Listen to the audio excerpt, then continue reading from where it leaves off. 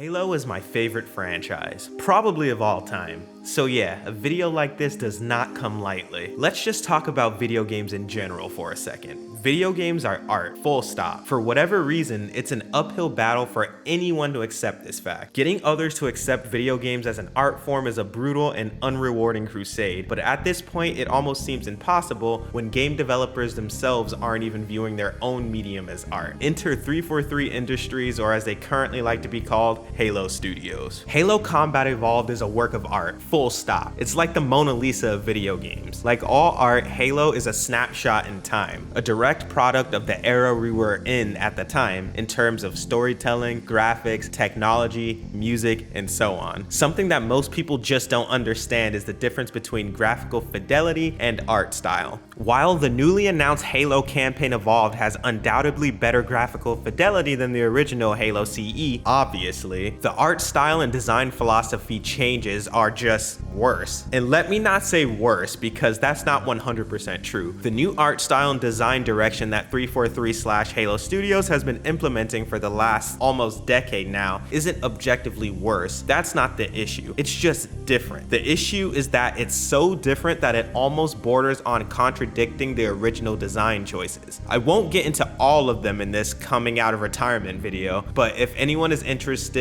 I can in a later video. My main issue with how 343 Industries are handling these remasters isn't that they're actually look worse. It's that they are changing things for the sake of changing things with a complete disregard for the original storytelling and intent. And let me be clear, these design changes that I will dive into in this video aren't some make or break moment or some fear mongering that this is the end of the franchise because of artistic choices. No, the end of this beloved franchise has already happened. It died in 2012 with Halo 4, and every attempt afterwards has just been an attempt at resuscitating a rotting corpse.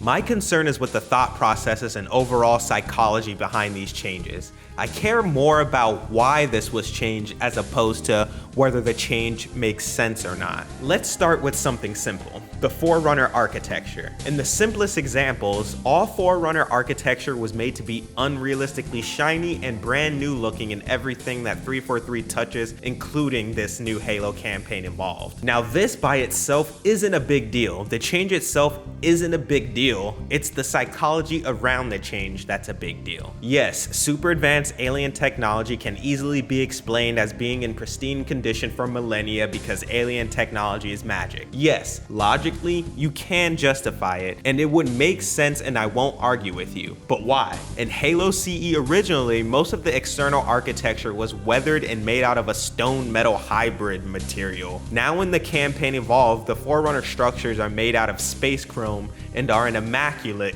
condition. But why? Why change it? The Halo ring is an advanced superstructure left behind thousands of years ago. This wasn't explained until later in the story, but you knew it already just based on how the Forerunner structures looked visually. Just by looking at them, you can tell they've been in there for a while without story exposition or being directly told so. You knew Forerunner technology was simultaneously old, advanced, ancient, and forgotten just by looking at it. Now looking at it in the remake, the only information you get from it is advanced and alien. You just lose a huge swath of critical information for new players for absolutely no reason. Something that is massively overlooked and under talked about is how the design philosophy of the Forerunners and Covenant were supposed to be in direct contrast. Smooth, clean, and alien aesthetic of the Covenant was supposed to contrast with the weathered and old aesthetic of the Forerunners. When they both look smooth, clean, and alien, what the hell is the point? Again, I don't particularly care that the aesthetic changed. I'm more interested in the why.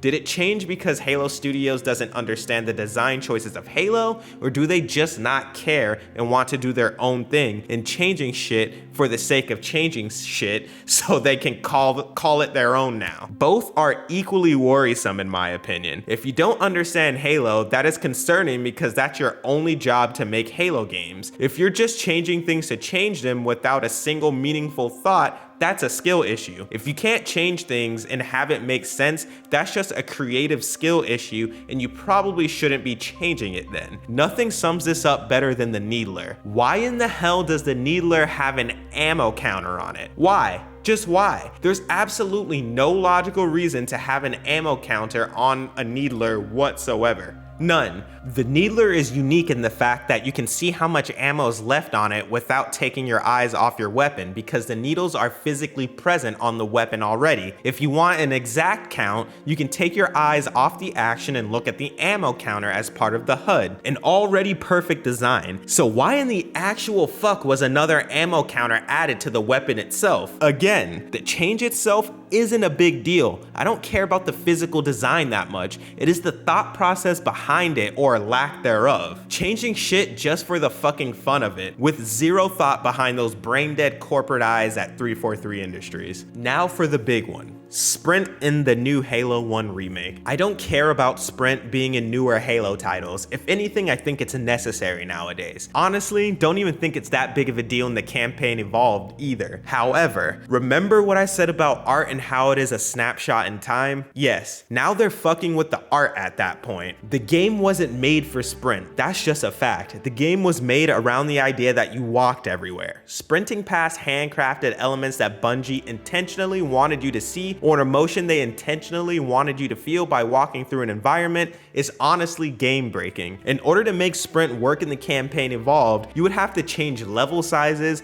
extend certain sections to force things to happen as intended, sprinkle the intent and emotion elsewhere, and set pieces to plan for the inevitable, sprinting past important shit. Put in elements to slow the player down in certain areas, for example, more cutscenes, more dialogue, level obstructions, and so on, which I must be honest, with 343's track record, I don't think they will compensate by doing any of that stuff. Not to mention, some of these solutions aren't even good ones. If you have to do all of that, you're better off not changing it. And if you aren't willing to balance the game around maintaining the original emotion and intent of the art you are adapting, maybe you shouldn't be remastering the game in the first place either. The sense of loneliness in the original Halo Combat Evolved is a direct product of walking through these giant missions from area to area with long pauses of absolutely no dialogue, enemy interaction, or friendly interaction is a direct result of not being able to sprint through an environment. Cutting that time of silence and loneliness by half or even a quarter because you can sprint from place to place, from dialogue to dialogue option, is honestly a huge disservice to the work of art and emotion Bungie initially crafted. After those moments of silence are inevitably broken by enemies or friendlies, or better yet, being hit with the epic music that Bungie is known for while you're basically dungeon crawling, cannot be overstated. An amazing experience that sprinting could potentially ruin. 343 Guilty Spark. That entire mission is based on slowly crawling through it, slowly and painstakingly realizing that something is off in that mission. Blood splatter with no bodies, blood splatter with human and Covenant bodies together, blood splatter with a different blood color we haven't seen before, locking certain doors, sending you through long empty corridors and large rooms, and then short corridors and then small rooms. Every room tells you a different story until the point where you realize that there's something very wrong here. Eerily quiet and peaceful compared to the missions before. Gun at the ready at all times, waiting for something strange to happen. After the climax of the mission, you have to backtrack, but this time much faster to escape. Previously locked doors are now unlocked and vice versa, forcing you to take detours in different paths and different doors because of new obstructions caused by new fighting. Things that you can only notice because you just spent the last 15 minutes crawling through the mission. Imagine sprinting through that entire mission and missing everything, all those small details that lead up to the huge reveal. What an absolute travesty. In honor of such a well-crafted mission, I will leave you with the raw gameplay of one of the best missions Halo has ever had. But before that, a quick honest look back at the first Halo game. It wasn't as narrative or cutscene heavy compared to Halo 2, for example, or grand in scale compared to Halo 3. Its heart came from the emotions of walking through missions along with handcrafted atmosphere. If you can sprint past all those vibes and emotions, you're left with basic dialogue of the time and minimal cutscenes. Half of the Halo Combat Evolved experience gone, just like that. I'm afraid that the new PlayStation players will sprint past these crucial moments and be left with the shell of what the game was meant to be and call the game mid or overhyped because of it. All because the developers missed what made the game special to begin with. I would like to be proven wrong. 343 Guilty Spark. Kind of puppet. This is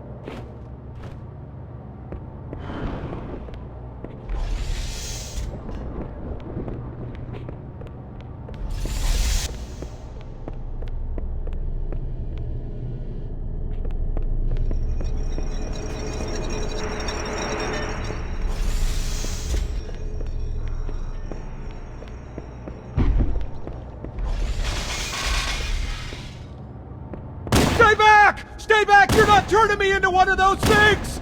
I'll blow your brains out! Get away from me! Ah! Ah! Don't touch me, freaks! I won't be like you, I'll die first! Find your own hiding place, the monsters are everywhere! Are you dead?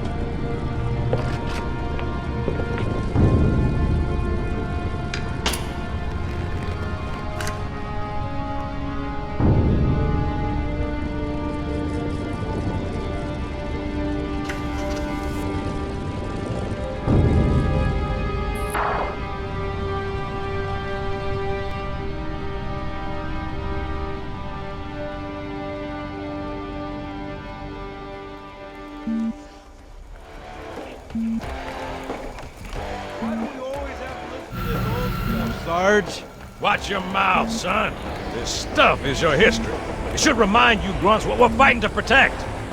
Hey, if the Covenant want to wipe out this particular part of my history, that's fine by me. Yeah, better it than us. You ask them real nice next time you see them, Vicente. I'm sure they'll be happy to oblige.